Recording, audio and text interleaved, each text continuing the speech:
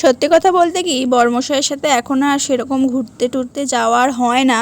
এক সময় ছিল যে যখনই বাড়িতে থাকবে তখন একটুখানি টুক করে ঘুরতে বেরিয়ে পড়তাম।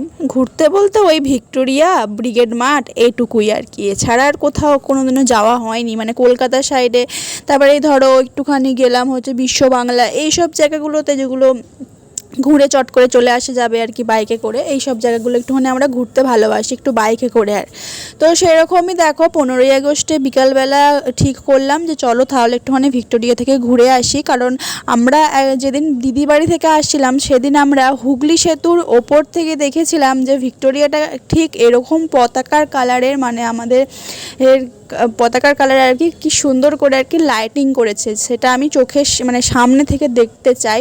আগের বছরও করেছিল, তো এবছরও দেখবো আর কি, আর একটুখানি ভিডিও করব, তো তাই জন্য চলে গিয়েছিলাম। দেখো এখানে আর সুন্দর লাগছে না ভিক্টোরিয়াটাকে? কে কে ভিক্টোরিয়া মানে 15ই আগস্টে এসেছিলে কমেন্ট করে কিন্তু জানিও।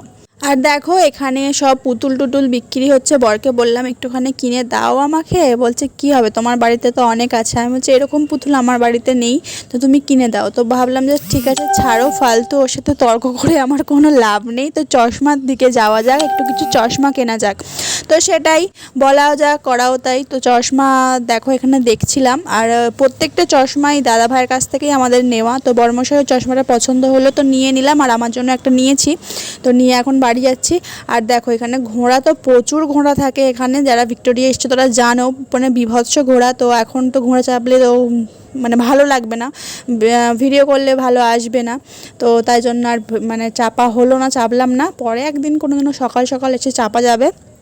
আর এই দেখো ঘোড়ার গাড়িগুলো দেখেছো কত সুন্দর না? খুব সুন্দর। মানে এগুলোতে চাপলে অনেক পয়সা নেয়, কিন্তু দুজন চেপে বা একজন চেপে কোনো লাভ নেই, বেশ ফুল ফ্যামিলি এসে চাপবো, ঘুরবো, খুব ভালো লাগবে। তো একদিন আমরা চাপবো, বাবা মাকে একদিন নিয়ে সেখানে চাপাবো, খুব ইচ্ছা আছে, দিদি জামাইবাবু সকলে মিলে আমাদের ফ্যামিলির। তো দেখা যাক কবে ঠাকুর দিন দেয়, সকলে মিলে একসাথে হব, সেদিন এসে চাপবো। আর দেখো রাস্তা থেকে কিন্তু ভিক্টোরিয়াটা কত সুন্দর লাগছে না? জলের ওপরে ভিক্টোরিয়ার একটা মানে ছবি পড়েছে, কত সুন্দর লাগছে। এখান থেকে দেখাতে পারছে কি না ঠিকঠাক বুঝতে পারছি না।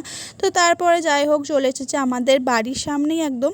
তো এটা হচ্ছে চুনিপান্না রেস্টুরেন্ট। যারা আমার পুরনো ব্লগস দেখেছো, মানে আগেকার ব্লগ যারা দেখেছো তারা জানবে চুনিপান্নার কথা। তো এখান থেকেই আমরা চাউমিন যা খাই তাই এখান থেকেই নিই। তো তারপরে বড়মশাই বললো তাহলে অর্ডার যখন দিয়েছি চলো তাহলে অর্ডারটা ওদের বানাক, ততক্ষণ বানাতে থাকবে আর আমরা ততক্ষণ ফুচকা খেয়ে চলে আসবো, ফুচকাটাও পাশেই। তো দেখো এই দাদা ভাইয়ের কাছে ফুচকা খেতে আমার খুব ভালো লাগে, জাস্ট অসাম বানায়। তো আমি এখন খাবো ফুচকা। তো ফুচকাটা খেয়ে